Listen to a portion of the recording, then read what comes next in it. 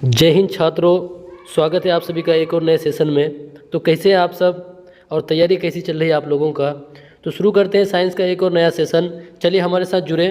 तो देखिए पहला प्रश्न आपके सामने में है कि किसी कुंडली का प्रतिरोध ज्ञात करने का सूत्र है। आपको किसी कुंडली का प्रतिरोध ज्ञात करना है तो उसके लिए आप कौन सा सूत्र का इस्तेमाल कीजिएगा, बताइए प्रिय छात्रों। और आप लोग ये बताइए, देखिए जैसे आप सबको पता है कि प्रतिरोध का अगर एसआई मात्रक आपको बोल दे तो प्रतिरोध का एसआई मात्रक क्या होता है, ओम हो जाता है। अगर यहीं पे प्रतिरोधकता का पूछता, प्रतिरोधकता तो क्या हो जाता, ओम मीटर हो जाता। उसके बाद देखिए अगर आपको क्या करना है कि प्रतिरोध ज्ञात करना है तो आप ये वाला फॉर्मूला याद रखिएगा, क्या, V = I × R। इसको आप ध्यान रखिएगा, V = I × R। अब देखिए यहाँ पे प्रतिरोध यानी R का मान आपको फाइंड आउट करना है तो R बराबर आप लिख सकते हैं, बताइए R बराबर V/I। तो R बराबर V/I कहाँ पे है प्रिय छात्रों, देखिए ऑप्शन नंबर बी में है। ऑप्शन नंबर बी में आपका दिया हुआ R बराबर V/I और यही इस सवाल का क्या हो जाएगा, जवाब हो जाएगा। और बाकी सब बातों को भी आप लोग नोट करते हुए चलिएगा। फिर चलते हैं इसके बाद अगले प्रश्न में, प्रश्न संख्या दूसरे में चलते हैं।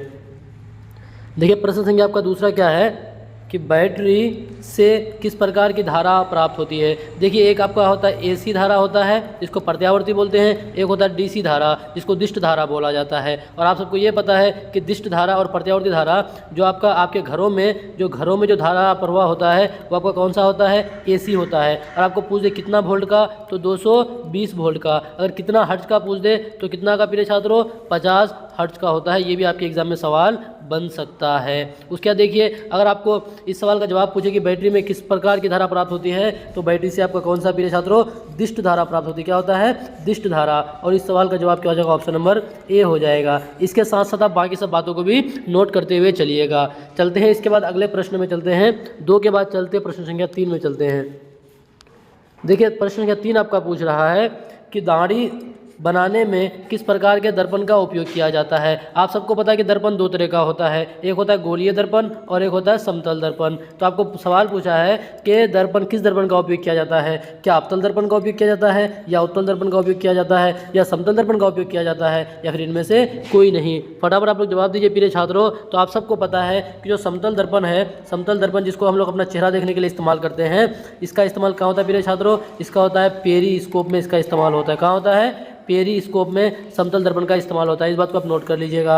और उत्तल दर्पण जो है प्रिय छात्रों, इसका इस्तेमाल कहाँ होता है, साइड मिरर में। जो आपका गाड़ी जो होता है, गाड़ियों में जो आप आईना देखते हैं, गाड़ियों में जो दर्पण देखते हैं, जो साइड मिरर जिसको बोला जाता है, उसमें उत्तल दर्पण का इस्तेमाल किया जाता है। तो फिलहाल बोला था कि दाढ़ी बनाने में किसका हो जाएगा, तो दाढ़ी बनाने में आपका अवतल दर्पण का इस्तेमाल हो जाएगा। इसके अलावा आप और भी 2-3 बातें बताइए कि और कहाँ कहाँ पे अवतल दर्पण का इस्तेमाल किया जाता है। कमेंट बॉक्स में आप लोग लिख करके बताइए प्रिय छात्रों। तो फिलहाल इस सवाल का जवाब क्या हो जाएगा, ऑप्शन नंबर ए हो जाएगा। चलते हैं 3 के बाद प्रश्न संख्या 4 में चलते हैं। देखिए प्रश्न संख्या 4 आपको पूछा है, फिजिक्स का एक प्रश्न है कि विभवांतर का एसआई मात्रक क्या होगा। क्या विभवांतर का एसआई मात्रक वोल्ट होगा या फिर एम्पियर होगा या कूलम होगा या फिर वाट होगा। फटाफट आप लोग जवाब दीजिए। तो आप सबको पता है कि वाट किसका एसआई मात्रक होता है, ये आपका शक्ति का एसआई मात्रक होता है। जैसे शक्ति जिसको बोलते हैं पावर, क्या बोलते हैं, पावर। पावर का एसआई मात्रक क्या होता है, वाट हो जाता है। और कूलम किसका हो जाता है प्रिय छात्रों, कूलम आपका आवेश का हो जाता है। इन सभी बातों को भी आप लोग नोट करते चलिएगा। और एम्पियर जो आपका है ये किसका एसआई मात्रक हो जाता है, ये आपका विद्युत धारा का हो जाता है। किसका हो जाता है, विद्युत धारा का हो जाता है। और आपका बचा कौन, विभवांतर। तो विभवांतर का एसआई मात्रक क्या हो जाएगा, ये आपका हो जाएगा वोल्ट हो जाएगा। क्या हो जाएगा, विभवांतर का एसआई मात्रक वोल्ट हो जाएगा। और इस सवाल का जवाब क्या हो जाएगा फिर छात्रों, ऑप्शन नंबर ए हो जाएगा। चलते हैं इसके बाद अगले प्रश्न में। आप लोग बाकी सब बातों को भी नोट करते हुए चलिएगा, ये आपके लिए काफ़ी इंपॉर्टेंट है प्रिय छात्रों। देखिए इसके बाद चलते हैं अगला प्रश्न में, प्रश्न संख्या 5 में। देखिए 5 क्या है कि विद्युत फ्यूज विद्युत धारा के किस सिद्धांत पर कार्य करता है। देखिए आपके घर में अगर बिजली है तो वहाँ पे देखिएगा एक फ्यूज़ भी लगा रहता है। तो बोल रहा है कि जो फ्यूज़ है तो विद्युत धारा के किस सिद्धांत पर कार्य करता है, क्या ऊष्मीय सिद्धांत पर या चुंबकीय सिद्धांत पर या रासायनिक सिद्धांत पर या फिर इनमें से कोई नहीं। देखिए अगर आप दिमाग लगाइएगा तो बहुत आसानी से इस सवाल का जवाब दे सकते हैं। तो प्रिय छात्रों आप सबको पता है कि विद्युत फ्यूज़ जो है वो विद्युत धारा के किस सिद्धांत पर, तो आपका ऊष्मीय सिद्धांत पर कार्य करता है। इस बात को आप नोट कर लीजिएगा पेन कॉपी लेकर के कि विद्युत फ्यूज विद्युत धारा के किस सिद्धांत पर, ऊष्मीय सिद्धांत पर कार्य करता है। इस सवाल का जवाब क्या हो जाएगा, ऑप्शन नंबर ए हो जाएगा। चलते हैं इसके बाद अगले प्रश्न में। 5 के बाद प्रश्न संख्या 6 में चलते हैं। देखिए 6 आपको बोल रहा है कि शोषण किस प्रकार की रासायनिक अभिक्रिया है। आपको रासायनिक अभिक्रिया से सवाल पूछा है कि श्वसन किस प्रकार की रासायनिक अभिक्रिया है। क्या आपका उपचयन हो जाएगा या संयोजन हो जाएगा या ऊष्माक्षेपी हो जाएगा या ऊष्माशोषी हो जाएगा। तो आप सब जानते हैं कि देखिए ऊष्माशोषी में क्या होता है कि यहाँ पे रिएक्शन के लिए यहाँ पे क्या होता है, ऊष्मा ऊर्जा का जरूरत होता है। यहाँ पे क्या होता है, ऊष्मा ऊर्जा का जरूरत होता है रिएक्शन होने के लिए। ठीक है मेरे छात्रों। और यहाँ पे ऊष्माक्षेपी में क्या होता है कि रिएक्शन के बाद यहाँ पे आपका ऊष्मा या फिर ऊर्जा निकल के आता है। ऊष्मा या ऊर्जा कब होता है, रिएक्शन के बाद निकल के आता है, उसको क्या बोलते हैं, ऊष्माक्षेपी बोलते हैं। तो आप बताइए संयोजन तो आप जानते ही हैं कि संयोजन किसको बोलते हैं, जिसमें दो या दो से अधिक पदार्थ मिलकर के एक नया कंपाउंड बनाता है। तो देखिए प्रिय छात्रों, श्वसन में क्या होता है, आपका श्वसन में कुछ इस प्रकार का रिएक्शन होता है, C6H12O6। ये आपका इसमें ऑक्सीजन जुड़ता है, ऑक्सीजन जुड़ने के बाद CO2 प्लस H2O प्लस आपका ऊर्जा निकल के आता है। तो बताइए यहाँ पे रिएक्शन के बाद ऊर्जा निकल के आया, तो आपका कौन सा रिएक्शन हो जाएगा प्रिय छात्रों, तो ये आपका हो जाएगा कि आपका ऊष्माक्षेपी हो जाएगा। क्या हो जाएगा, ये आपका ऊष्माक्षेपी हो जाएगा। इस बात को आप नोट कर लीजिएगा, बाकी सब बातों को भी आप लोग नोट डाउन करते हुए चलिएगा। चलते हैं इसके बाद अगले प्रश्न में। तो आप लोग ये भी बताइए कि आप लोग का तैयारी कैसा चल रहा है, मज़ा नहीं आ रहा है कि नहीं आ रहा है, ये बताते चलिए आप लोग। देखिए अगला प्रश्न है कि कौन विद्युत का सर्वोत्तम सुचालक है, यानी विद्युत का सबसे अच्छा सुचालक कौन हो जाएगा। क्या आपका कॉपर हो जाएगा या फिर Ag हो जाएगा, Ag जिसको चांदी बोलते हैं, या फिर आपका एल्युमिनियम हो जाएगा या फिर Fe यानी आपका लोहा हो जाएगा। तो प्रिय छात्रों आप लोग बताइए कि विद्युत का सबसे अच्छा सुचालक कौन हो जाएगा। तो आप लोग को ये बताते चले कि सुचालक किसको बोलते हैं। जैसे विद्युत का सुचालक बोला है तो जिससे ना विद्युत आर पार हो जाए, जिससे आपका विद्युत आर पार हो जाए उसको क्या बोलते हैं, विद्युत का सुचालक बोलेंगे। तो देखिए आपका यहाँ पे जो चांदी जो है, ये चांदी जिसको Ag बोलते हैं, ये आपका क्या होता है, विद्युत का सबसे अच्छा सुचालक होता है। इस बात को आप लोग नोट कर लीजिएगा। जब भी आपके एग्जाम में सवाल पूछे कि विद्युत का सबसे अच्छा सुचालक और ऑप्शन में आपको चांदी दिख जाए तो आप उसी को टिक आउट कीजिएगा और वही इस सवाल का क्या हो जाएगा, जवाब हो जाएगा प्रिय छात्रों। तो चलते हैं इसके बाद अगले प्रश्न में, 7 के बाद 8वां प्रश्न में चलते हैं। देखिए 8वां प्रश्न आपको क्या बोल रहा है कि आवर्त सारणी के उदर्ग स्तंभों को कहा जाता है। देखिए उदर्ग यानी जो इस तरह जो आपका लाइन सब रहता है, यानी जो खरा खरा रहता है, इस तरह आप समझिए सिंपल भाषा में, जो आपका खरा खरा रहता है। कैसा रहता है प्रिय छात्रों, जो आपका खरा खरा रहता है इसको क्या बोलते हैं, बताइए आप लोग इसको क्या बोलते हैं। तो देखिए आपको पता है कि जो आपका खरा खरा रहता है उसको क्या बोलते हैं, वर्ग या फिर उसको समूह बोला जाता है, इसको ग्रुप बोलते हैं। और आवर्त किसको बोलते हैं, जो क्षैतिज जो होता है, जो क्षैतिज स्तंभ होता है उसको आवर्त बोलते हैं। बाकी यहाँ पे अपर रूप का तो कोई बात रहा नहीं और इनमें से कोई नहीं होगा नहीं। तो इस सवाल का जवाब क्या हो जाएगा प्रिय छात्रों, वर्ग हो जाएगा। और आप लोग कमेंट बॉक्स में इतना बता दीजिए कि आवर्त सारणी में वर्गों की संख्या कितना है, ये बता दीजिए। और कमेंट बॉक्स में ये भी बता दीजिए कि आवर्त सारणी में आवर्त कितना है, ये भी बता दीजिए प्रिय छात्रों। तो चलते हैं इसके बाद अगले सवाल में, चलते हैं 8 के बाद प्रश्न संख्या 9 में चलते हैं। देखिए 9 आपका पूछा क्या है कि निम्नलिखित में कौन उपधातु है। देखिए एक आप जानते हैं धातु होता है और एक आपका क्या होता है प्रिय छात्रों, अधातु होता है।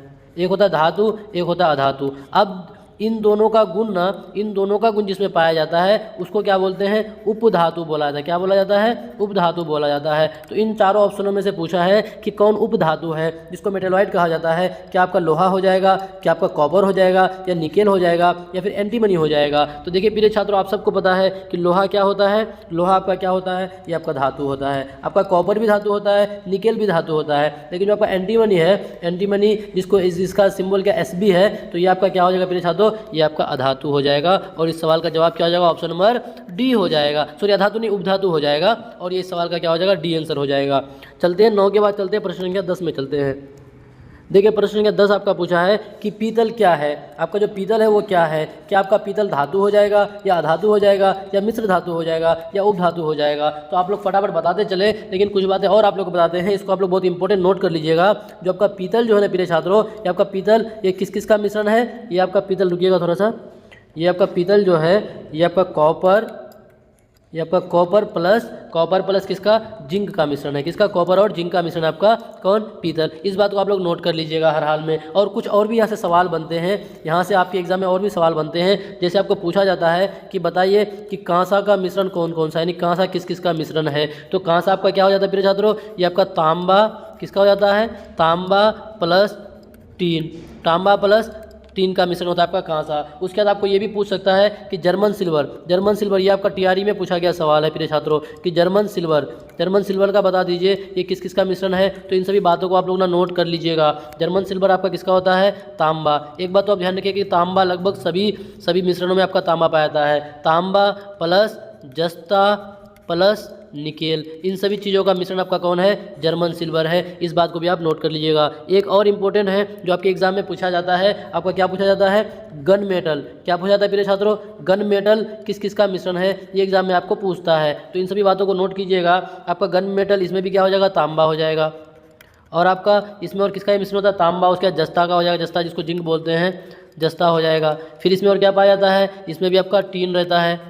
उसके अलावा इसमें एक और क्या रहता है, इसमें पीबी यानी सीसा होता है। तो इन सभी बातों को आप नोट कर लीजिएगा। तो फिलहाल देखिए पीतल क्या है, जो पीतल आपका कॉपर और जिंक का क्या होता है, ये मिश्रण होता है। तो इस सवाल का जवाब क्या हो जाएगा प्रिय छात्रों, पीतल आपका क्या है, ये आपका मिश्र धातु है। क्या है आपका, पीतल आपका मिश्र धातु है। ठीक है, चलते हैं इसके बाद 10 के बाद चलते हैं 11वां प्रश्न में चलते हैं।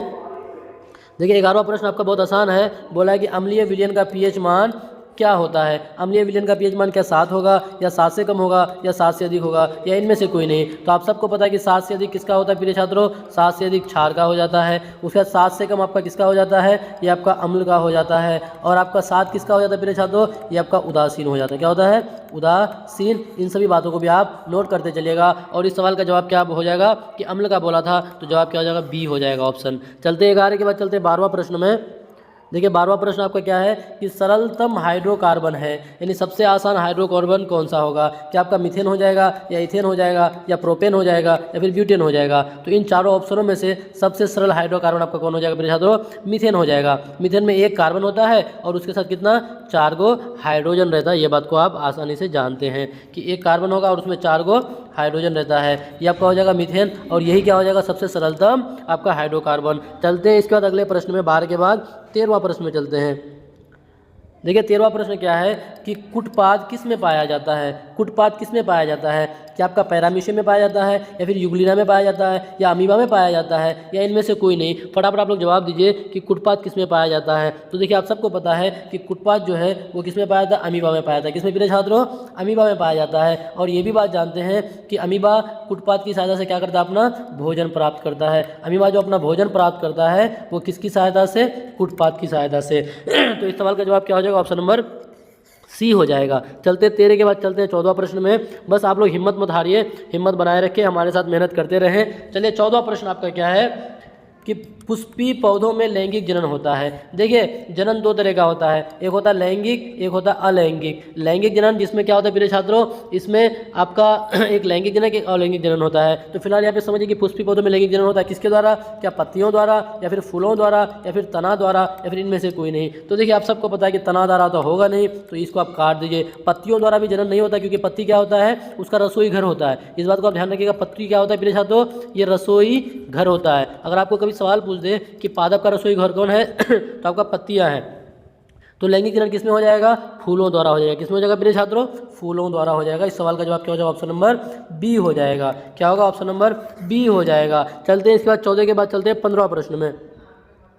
देखिए 15वां प्रश्न क्या है कि निम्नलिखित में कौन एक उत्सर्जीय अंग है। उत्सर्जीय अंग किस अंग को बोलते हैं, जिस अंग से ना आप क्या करते हैं, अपशिष्ट पदार्थ को, यानी अपशिष्ट पदार्थ को अपने से अगर बाहर निकालते हैं, अपशिष्ट पदार्थ को अपने शरीर से जिस अंग से बाहर निकालते हैं उसको क्या बोला जाता है, अपशिष्ट अंग बोला जाता है। क्या आपका वृक्क हो जाएगा, या फिर अग्नाशय हो जाएगा, या आँख हो जाएगा, या इनमें से कोई नहीं। तो देखिए आप सबको पता है कि अग्नाशय जो है ये क्या आपका ग्रंथि है। कैसा ग्रंथि है, ये आपका मिश्रित ग्रंथि है। अग्नाशय आपका कैसा ग्रंथि प्रिय छात्रों, ये आपका मिश्रित ग्रंथि है। अगर आपको पूछ दे कि कौन सा ग्रंथि मिश्रित ग्रंथि कहलाता है, तो आपका अग्नाशय क्या होता है, मिश्रित ग्रंथि होता है। और इससे आपका कौन सा इंसुलिन हार्मोन स्रावित होता है, कौन सा हार्मोन, इंसुलिन हार्मोन स्रावित होता है। ये बात को भी आप लोग नोट कर लीजिएगा।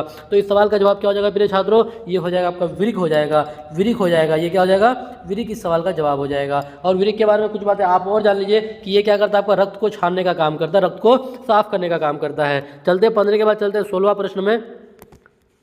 देखिए 16वां प्रश्न क्या आपका पूछ रहा है कि शुक्राणु बनता है। शुक्राणु है वो कहाँ बनता है, तो क्या वो आपका वृष्ण में बनता है, या फिर मूत्राशय में बनता है, या फिर गर्भाशय में बनता है, या फिर अंडाशय में बनता है। तो देखिए प्रिय छात्रों आप इसको ना इस तरह भी काट सकते हैं, ऑप्शन के हिसाब से भी इसका जवाब दे सकते हैं। देखिए शुक्राणु जो है, सबसे पहली बात ये जान लीजिए कि ये शुक्राणु है ये आपका किसमें, मेल में पाया जाता है। किसमें, मेल में पाया जाता है, यानी पुरुषों में पाया जाता है। तो अब देखिए अंडाशय ये तो महिलाओं में हो गया, इसको काट दीजिए। गर्भाशय ये भी महिला में होगा, इसको काट दीजिए। अब बचा कौन, मूत्राशय और वृष्ण। तो देखिए आपका शुक्राणु किसमें बनता है प्रिय छात्रों, ये आपका वृष्ण, जिसको टेस्टिस बोलते हैं इंग्लिश में, इसमें पाया जाता है। चलिए छात्रों इसके बाद चलते हैं और ये बता दीजिए कि वृष्ण से कौन सा हार्मोन स्रावित होता है, टेस्टोस्टेरोन विरुष्ण से कौन सा हार्मोन स्रावित होता है, इस बात को भी आप लोग कमेंट बॉक्स में बता दीजिए। चलते हैं 16 के बाद चलते हैं 17वां प्रश्न में।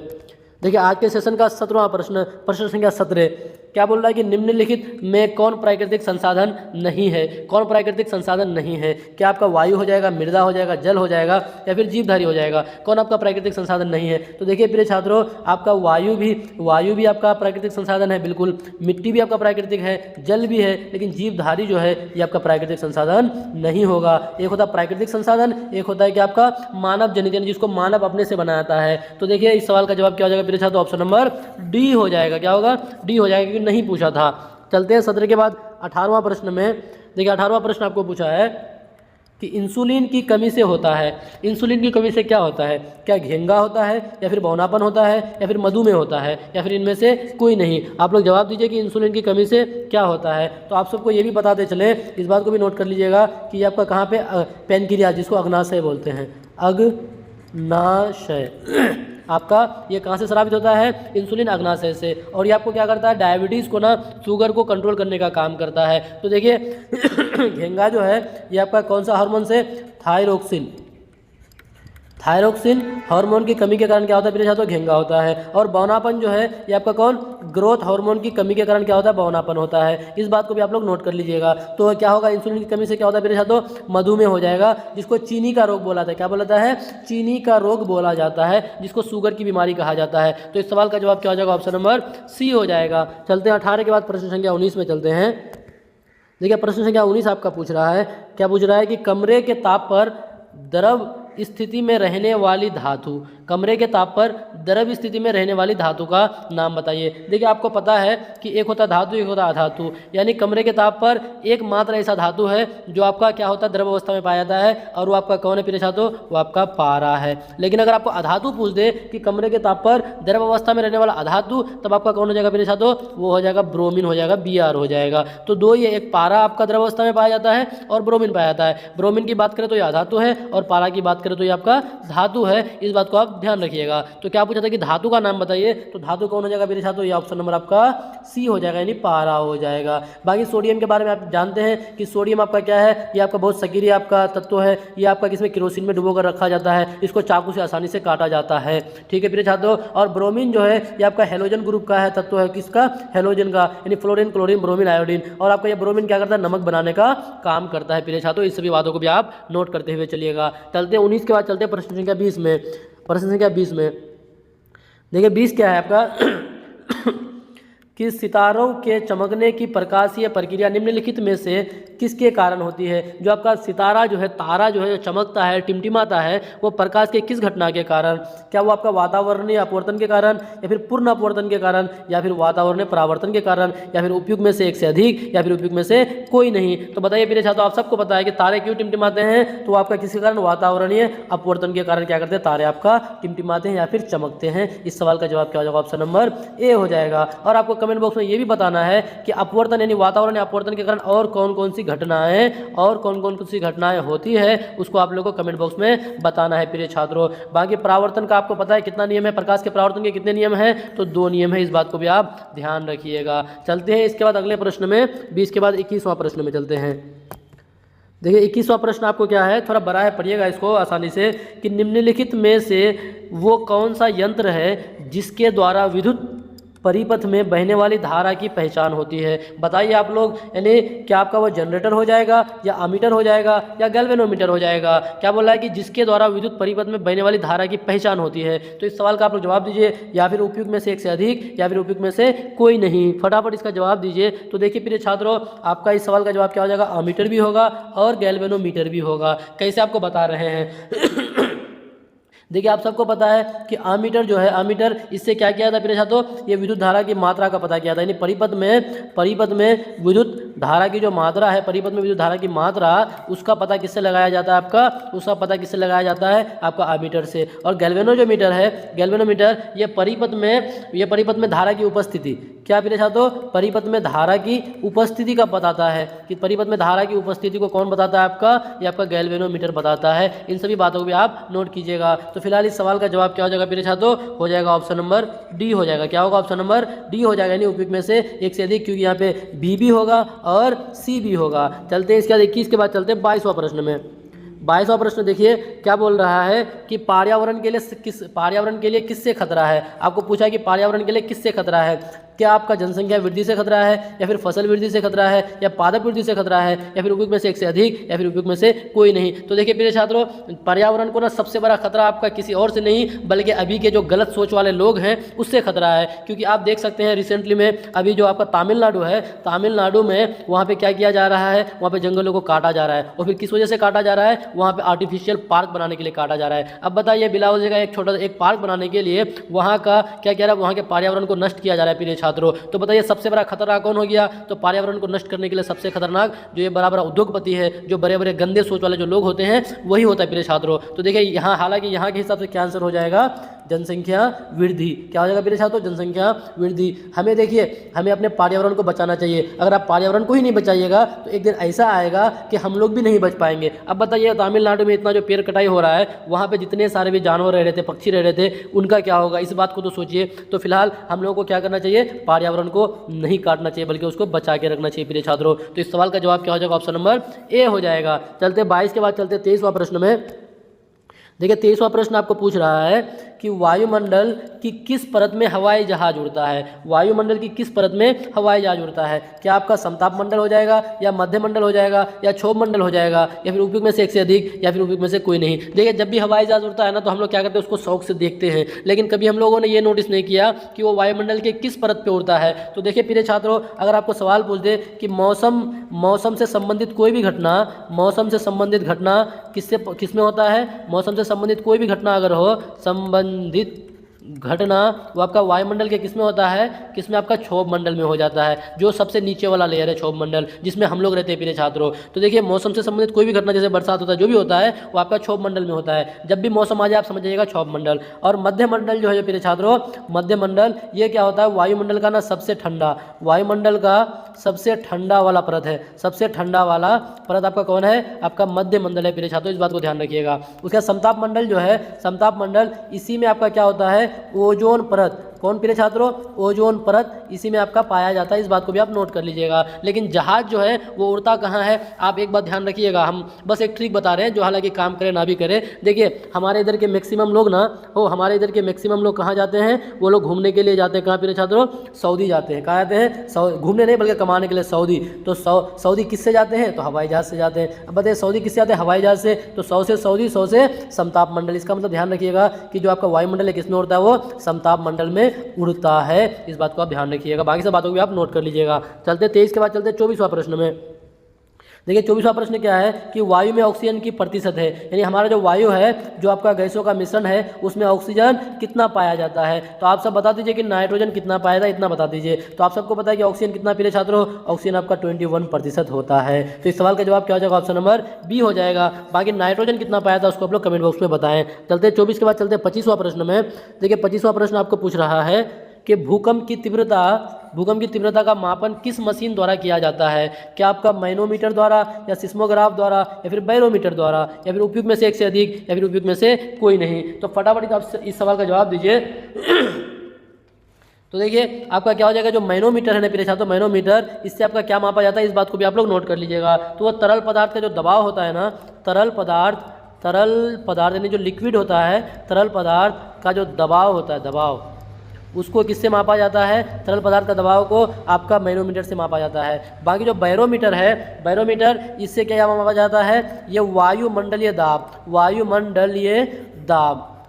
दाब की अगर बात करें तो ये किससे मापा जाता है आपका प्रिय छात्रों, ये बैरोमीटर से मापा जाता है। फिलहाल इस सवाल का जवाब क्या हो जाएगा, इस सवाल का जवाब आपका हो जाएगा सिस्मोग्राफ हो जाएगा। क्या हो जाएगा, सिस्मोग्राफ। बाकी सब बात को भी आप नोट कर लीजिएगा प्रिय छात्रों। क्या हो जाएगा, ऑप्शन नंबर बी यानी सिस्मोग्राफ हो जाएगा। चलते हैं 25 के बाद 26वां प्रश्न में।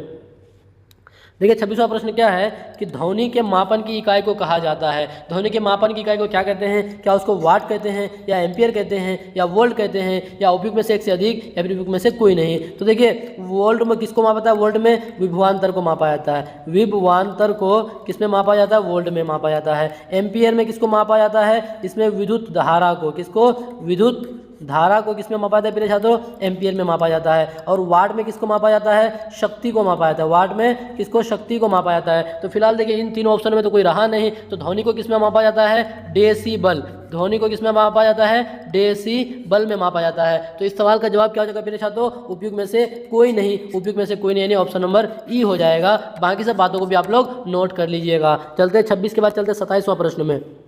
देखिए 27वां प्रश्न क्या है आपका कि रतौंधी निम्नलिखित में से किस विटामिन की कमी से होता है? क्या आपका विटामिन ए की कमी से, सॉरी के की कमी से, या फिर विटामिन ए की कमी से, या विटामिन सी की कमी से, या फिर उपयुक्त में से एक से अधिक, या फिर उपयुक्त में से कोई नहीं? तो आप सबको पता है कि विटामिन ए की कमी से क्या होता है आपका? रतौंधी होता है। विटामिन ए की कमी से क्या होता है? रतौंधी, इसको नाइट ब्लाइंडनेस कहा जाता है। और विटामिन सी की कमी से आपका क्या होता है? इसको आप लोग कमेंट बॉक्स में बताइए, क्या होता है कमेंट बॉक्स में बताइए। और विटामिन के की कमी से क्या होता है? रक्त जो है आपका, रक्त ये आपका क्या नहीं होता प्रिय छात्रों? ये आपका रक्त थक्का नहीं जमता है। किसकी कमी से? किसकी कमी से? विटामिन के की कमी से रक्त थक्का नहीं जमता है। इस बात को भी आप लोग नोट कर लीजिएगा। चलते हैं 27 का 28वां प्रश्न में।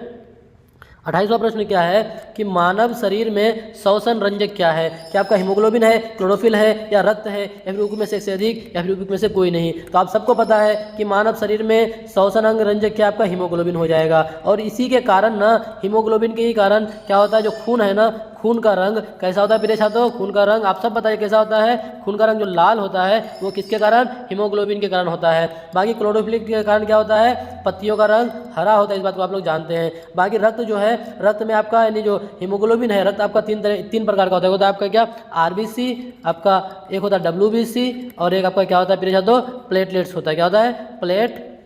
प्लेटलेट्स होता है। इस बात को आप लोग ध्यान रखिएगा, प्लेटलेट्स होता है। इन सभी बातों का आप लोग ध्यान रखिएगा। तो इस सवाल का जवाब क्या हो जाएगा? ऑप्शन नंबर ए हो जाएगा। चलते हैं 28 के बाद 29वां प्रश्न। इसके बाद और एक ही प्रश्न होगा।